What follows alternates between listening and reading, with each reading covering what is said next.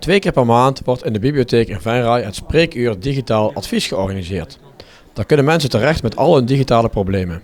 In een tijd waarin digitale veiligheid steeds hoger op de agenda staat, weten ook steeds meer mensen de weg naar de bib te vinden. Dus voor iedereen eigenlijk die een digitale vraag heeft, klein, groot, die kunnen hier terecht op de eerste en op de derde maandag van de maand. Hoe groot de vraag ook is, kom gewoon hier naar de bib toe met je digitale vraag. Moet ik dan ook denken aan digitale veiligheid? Ook, ja. Wij zeggen dat niet bewust, zo van, maar we attenderen de persoon er wel op van, oh ja, maar misschien moet je hier toch wel eens kijken naar je wachtwoord, want het is misschien net iets te kort. Maar hoe doe ik dat dan? Hè? Want het is leuk om te weten dat je het moet doen. Alleen maar hoe pas je het dan nu ook aan? En daarmee kunnen we dan wel mee helpen van, maar hier staan al je wachtwoorden opgeslagen. En zo kun je hem dus weer aanpassen. Eigenlijk is een spreekuur digitaal advies vooral voor een advies. Het is een korte vraag. En we kijken ook altijd mee van waarin kunnen we de persoon nog meer helpen. Want we zijn naast het spreekuur digitaal advies hebben we ook nog computercursussen en andere workshops. Zoals bijvoorbeeld het online zorgportaal wat we hebben.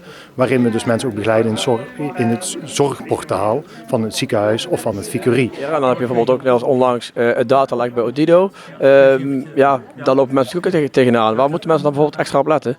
Ja, waar ze dan vooral op moeten letten is op telefoontjes, op mailtjes van Odido of andere instanties die dan aangeven van hallo meneer Peters, u heeft dit en dit bankrekeningnummer en uw BSN-nummer eindigt op 007. En dan denk jij, als ik even meneer Peters ben, ja dat klopt. Dan zal het wel kloppen. En dan beginnen ze met jou een gesprek, want ze hebben jouw vertrouwen gewonnen. Maar bij twijfel, leg die telefoon neer. Verwijder het mailtje.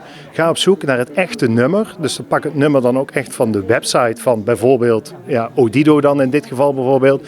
Bel dat nummer op en vraag dan na van, ik ben net gebeld, klopt het? Maar vooral met die datalekken, ze weten zoveel over de personen, dat ze jouw vertrouwen in die eerste minuut hebben gewonnen. En dan dat jij daar denkt van, nee, dat klopt. Ja, en dan vragen ze, wilt u hierop klikken, wilt u daarop klikken? Ja, en daarop alert zijn. Dus bij twijfel, leg die horen neer, zoek het nummer op en bel de instantie. En mocht je ingewikkelde vragen hebben of makkelijke vragen, dan zijn de vrijwilligers hier paraat. Ja, dan zijn ze zeker van harte welkom, want wat we ook vaak horen is van, mijn zoon die heeft dat ingesteld, zo, en ik weet helemaal niet wat die heeft gedaan.